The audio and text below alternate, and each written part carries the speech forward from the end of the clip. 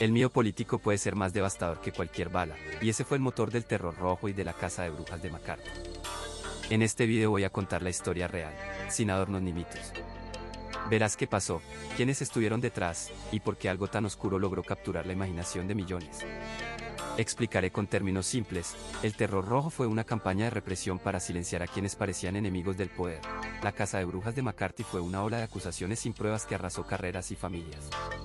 Usaré ejemplos de la vida cotidiana para que se entienda, una carta de referencia que se va a la basura, una conversación que ya no se puede mantener porque alguien te mira con recelo. Y sí, habrá un toque de humor para atravesar el tema sin perder la seriedad. Si buscas entender cómo el miedo puede gobernar a la gente y por qué es vital defender la libertad de pensar y expresarse, este video te da las piezas y las conecta. Vamos a descubrir la verdadera historia detrás de esa sombra que parece seguir a todos. Los orígenes del miedo. El miedo nace cuando la incertidumbre política se mezcla con la sensación de que una idea ajena podría invadir la vida cotidiana. La Guerra Fría convirtió en una preocupación compartida la posibilidad de que un sistema distinto pudiera ganar terreno dentro del país sin que nadie lo notara a simple vista. De pronto, la pregunta dejó de ser lo que piensas y se convirtió en con quién te ves hablando. En casa, en la tienda y en la escuela, la seguridad parecía depender de demostrar lealtad y de evitar palabras que suenen a traición.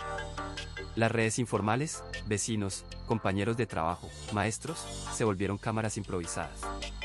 Cada conversación podía dejar una huella. Un chiste inocente sobre una idea política era suficiente para encender el rumor. La gente aprendía a medir cada palabra. En la vida cotidiana, el miedo se parecía a ese juego de teléfono descompuesto en el que la verdad se vuelve más pequeña y más temible a cada tramo. Las instituciones y la prensa amplificaron ese miedo. El comité de investigación, las audiencias públicas y las campañas de lealtad empujaron a muchas personas a ocultar o cambiar su forma de pensar. En Hollywood, la industria fue puesta bajo la mirada de listas negras que obligaron a actores, guionistas y directores a esconder ideas o a renunciar a proyectos. La gente entendía que la carrera profesional podía ser un premio que se retiraba sin aviso, solo por una sospecha. El costo humano fue enorme. Familias enfrentaron tensiones, amistades se partieron y carreras se resolvieron de golpe. Un maestro que preguntaba críticamente sobre un libro podía perder su empleo. Un periodista que apostaba por una voz independiente enfrentaba la sombra de un despido. Nadie estaba a salvo por ser quien era o por pensar distinto, al menos si esa distinción parecía peligrosa para la seguridad colectiva. A veces, incluso el rumor más pequeño tenía más peso que la experiencia de años. El origen del miedo no es una sola historia sino una red de condiciones que se retroalimentan. La mezcla de inseguridad internacional, propaganda y presión de grupo crea un ambiente en el que parecer fiel parece más seguro que pensar con libertad. Comprender estas dinámicas nos ayuda a entender por qué la casa de brujas tuvo un impacto tan profundo en la vida de personas comunes, y por qué ese miedo dejó cicatrices que tardaron años en sanar. La maquinaria del terror rojo. La maquinaria del terror rojo funcionaba gracias a una red de agencias, normas administrativas y prácticas que convertían cualquier indicio en una amenaza real. Un programa de lealtad, aplicado a empleados federales, buscaba antecedentes, asociaciones y hábitos que pudieran indicar simpatía por ideas prohibidas. La gente se veía obligada a mirar con recelo a sus amigos y vecinos. La presión venía desde despachos oficiales, pero se extendía a la radio, a la prensa y a las conversaciones cotidianas, donde el miedo se difundía como chisme bien contado. Las audiencias públicas de WAC fueron el escenario donde lo privado parecía evidencia pública. Se diseñaban preguntas para provocar confesiones, y las personas aprendían a nombrar a otros para protegerse. A veces, ese acto movía carreras, expulsando a alguien del empleo, de la universidad o del sindicato. El efecto era doble, más nombres, más miedo, más red de vigilancia. El FBI mantenía archivos interminables y redes de informantes que funcionaban como un murmullo constante detrás de la vida diaria. La idea era demostrar control y prever cualquier posible infiltración. En la vida real, eso se traducía en historias de vecinos que reportaban encuentros inocentes, o en cartas anónimas que sugerían vínculos con grupos de los que nadie quería saber.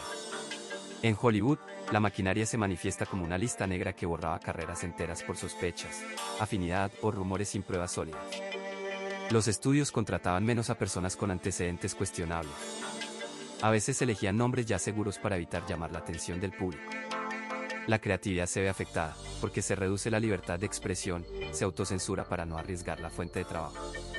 En la vida cotidiana, un escritor, un actor o un técnico pueden verse sin trabajo por una conexión pasada, o por simplemente haber coincidido con alguien señalado. Casos, acusaciones y consecuencias.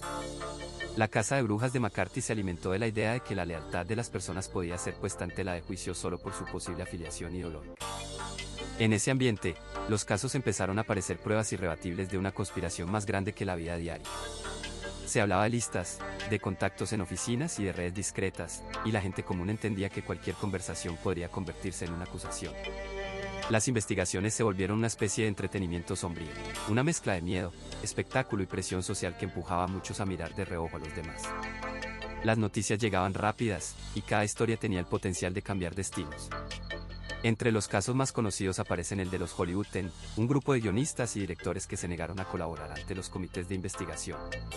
No fue solo una confrontación legal, fue una ruptura cultural que dejó a la industria cinematográfica sin ciertos nombres y con una reputación manchada. Otro caso señero fue el de Alger Hiss, un funcionario del gobierno acusado por Whittaker Chambers de haber trabajado para un servicio soviético. La tensión entre testigos, documentos y dudas convirtió una denuncia en un debate público que duró años y dejó a muchas personas preguntándose qué significaba ser leal en un país asediado por la sospecha. Y no podemos olvidarnos de los Rosenberg, acusados de pasar secretos atómicos y ejecutados en un momento en que la tecnología avanzaba más rápido que la seguridad de la información. Sus vidas enteras se vieron reducidas a un veredicto que dividía a la opinión pública y a sus propias familias. Las consecuencias fueron profundas y muy reales. La más visible fue la caída de carreras enteras. Actores, escritores, profesores y científicos perdieron trabajos o fueron marginados por años, a veces para siempre.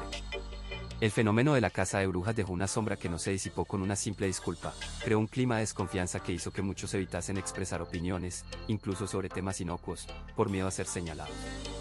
Las personas a veces eran obligadas a nombrar a otros para salvarse, y ese fenómeno de autoimposición de culpas terminó por dañar redes enteras de amistad y colaboración.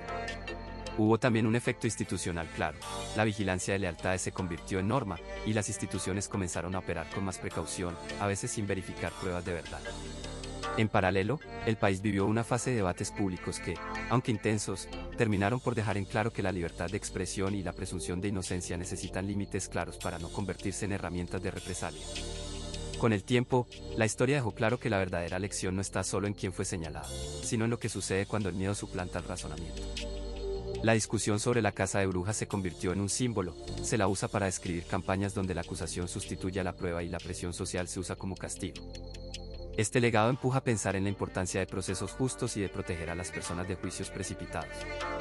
A fin de cuentas, el precio humano de estas historias recuerda que la memoria colectiva debe vigilar qué tan lejos pueden llegar la insinuación y la llamada al miedo sin fundamentos.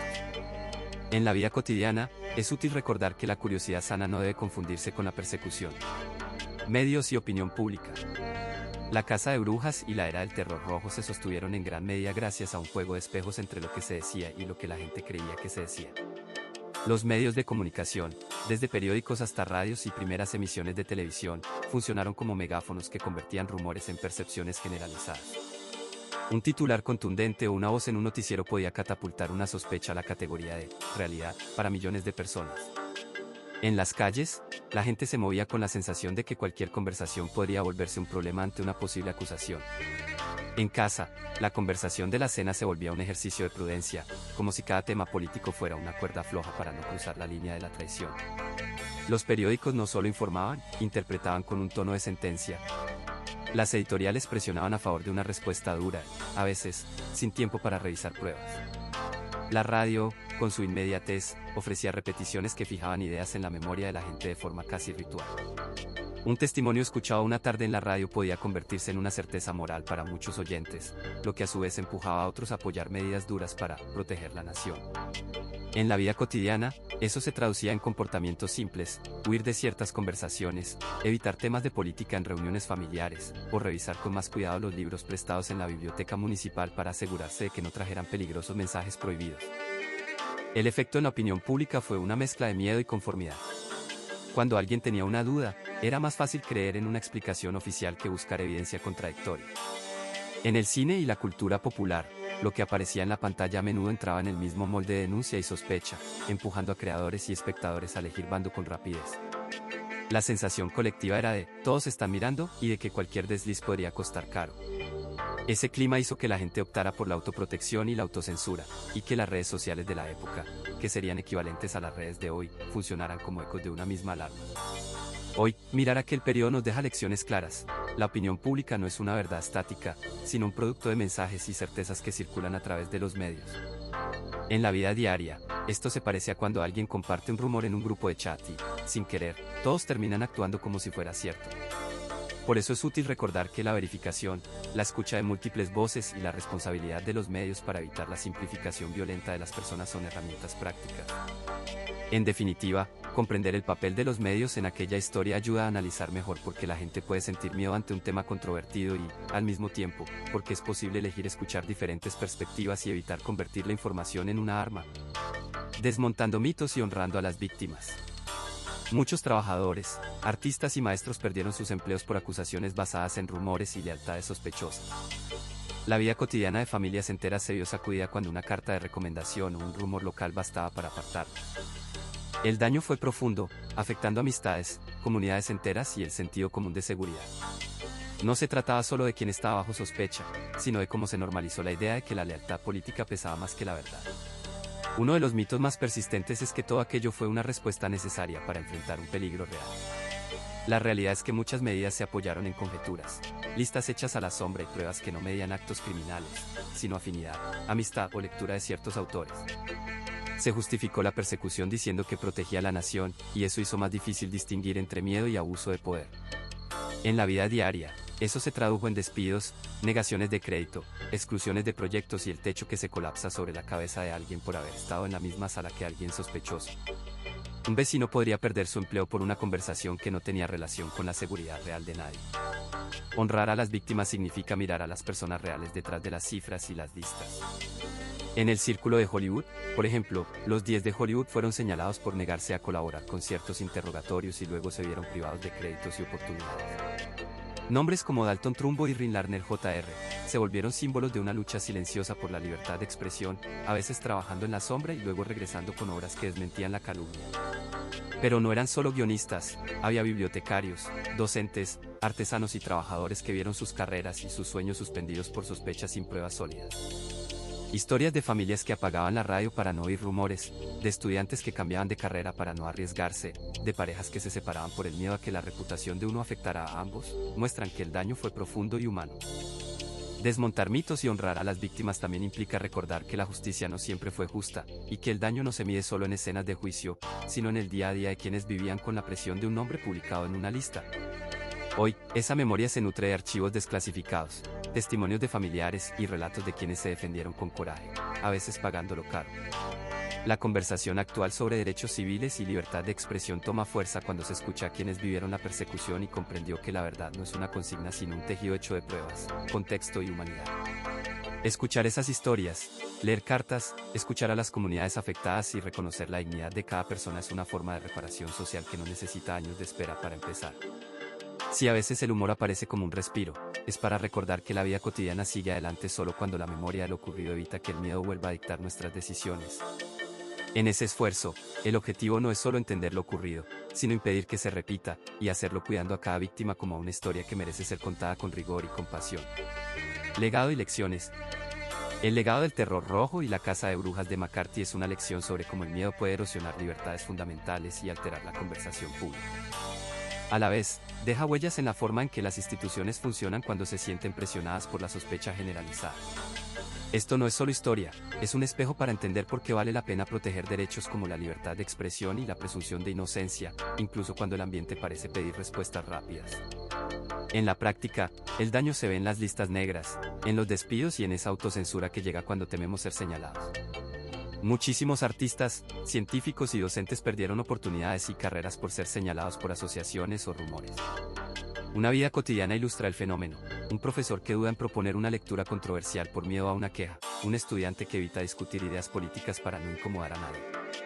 El miedo se cuela incluso en las conversaciones diarias, y a veces el correo no leído y el café de la oficina se convierten en el único testigo neutral. Las lecciones para la sociedad son claras: proteger la presunción de inocencia, exigir pruebas y un debido proceso, separar la crítica política de la acusación de traición. Las instituciones deben actuar con transparencia y límites claros. Los medios deben contrastar y no amplificar sin verificar. En la vida cotidiana, vale preguntar si hay evidencia suficiente o si todo se sostiene solo por miedo y por discursos que suenan patrióticos. Cuando las ideas se tratan como enemigos, el debate se rompe y la gente se encierra en búnkeres de opinión. Otra enseñanza crucial es la importancia de la memoria y la educación cívica. Museos, archivos y lecciones en las aulas deben presentar múltiples puntos de vista para entender las complejidades, no para sembrar nuevas etiquetas. Recordar no es señalar culpables de nuevo, sino evitar repetir errores. Cuando jóvenes y adultos aprenden sobre cómo se manipuló el miedo, están preparados para cuestionar narrativas y defender a los que quedan al margen. La sociedad gana cuando la conversación es plural, basada en pruebas y abierta a cambios de opinión, no en rumores que se alimentan del miedo. Este cierre quiere dejar claro el núcleo. La verdadera historia del terror rojo y la casa de brujas de McCarthy nos enseña que el miedo puede desbordar la prudencia cuando las pruebas se diluyen en rumor. Se trató de una era en la que el temor al comunismo impulsó acusaciones públicas, listas negras y lealtades políticas presentadas como si fueran pruebas contundentes. Muchas personas perdieron empleos y reputación sin acceso real a una defensa. Los medios jugaron un papel clave, alimentando la histeria, a veces, sirviendo para exponer las mentiras cuando alguien tuvo valor de hablar. Al final, la presión cultural y política se debilitó y se fortalecieron ideas sobre la libertad de expresión y la necesidad de pruebas sólidas antes de juzgar a alguien. Si te preguntas qué significa esto para la vida cotidiana, piensa en esas veces que alguien comparte una noticia sin verificarla o señala a otros sin pruebas, y esa presión social que parece imposible de detener.